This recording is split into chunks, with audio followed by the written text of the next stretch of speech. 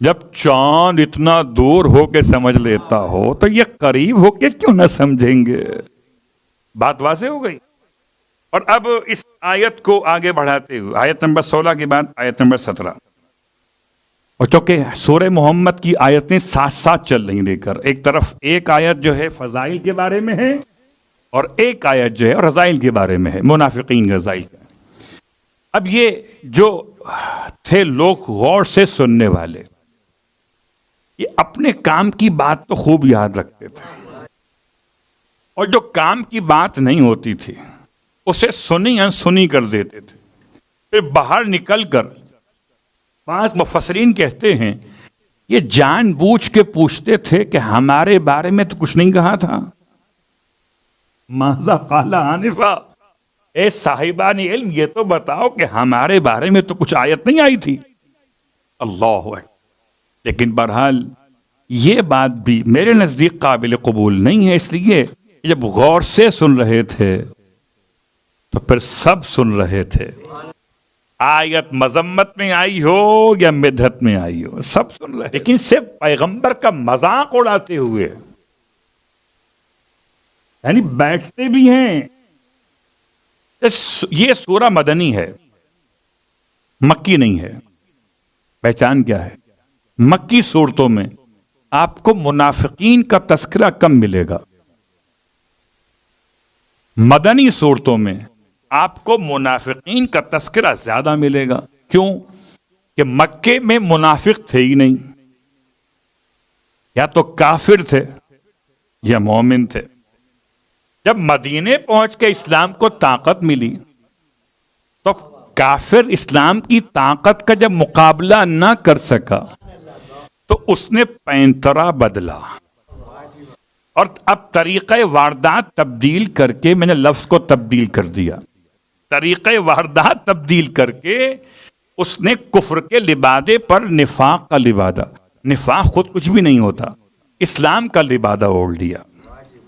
इसलिए कि अब इस्लाम के सामने आकर लड़ नहीं सकता था तो इस्लाम का लिबादा ओढ़ा।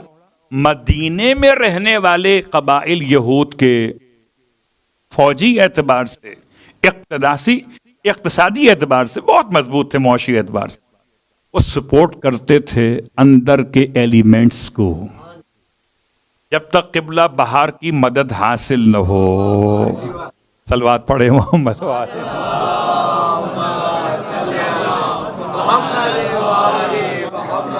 तो मदीने में मुनाफिकीन क्यों थे? कि उनको सपोर्ट मिल रही थी। खैबर क्या है? यहूदियों का इलाका है ना, यहूदी बड़े मजबूत थे माल के लिहाज से और मुआशी एतबार से सपोर्ट करते थे। इसलिए मदीने की तमाम नाजिल होने वाले सूरों में तस्करा मुनाफिकीन का है।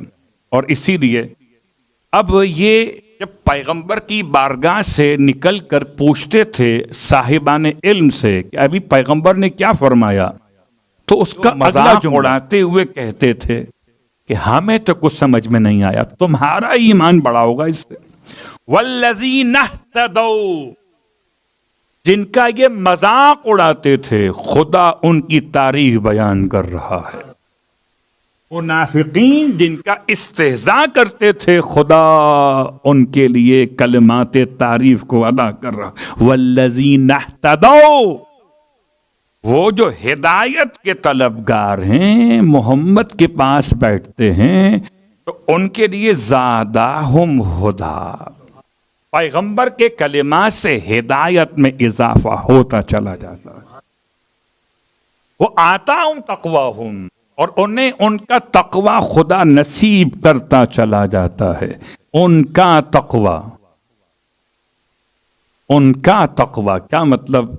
याद रखिएगा, हिदायत के मराहिल बहुत सारे हैं, आप सब के सब इस बात के गवाह हैं। आपने आज नमाज मगरिबैन तो पढ़ी होगी, और अभी क़िबला ने नमाज के बारे में जो आपकी खिदमत में तमाम बातें बयान की हैं, उसके बाद तो नमाज छोड़ने का तस्वुर मुश्किल हो गया। अब क़िबला हो ना हो, क़िबला हो कि ना हो, मगर नमाज फिर भी होगी। क्या ख्याल है क़िबला? सलवात पढ़े मोहम्मद।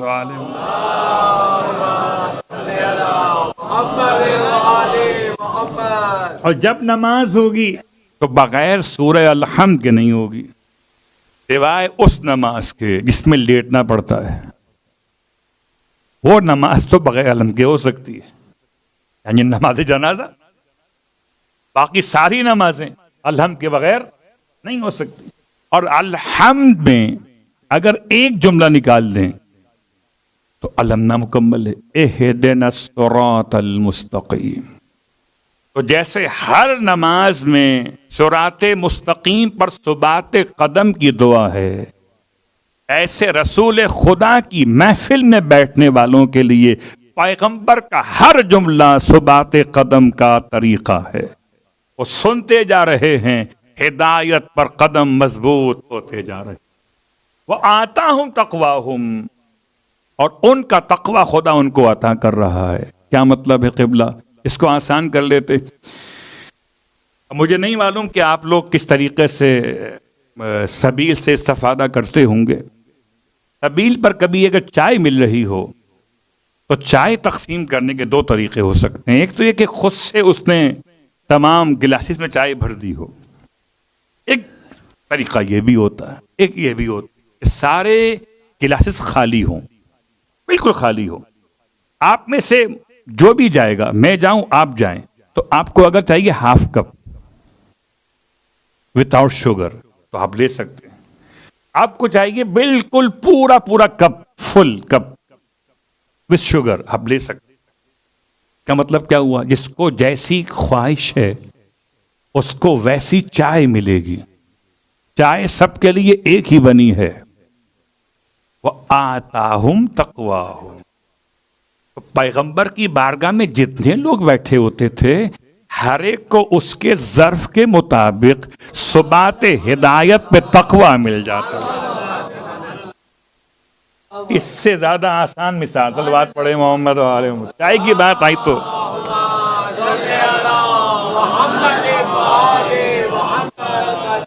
चाय की बात आई तो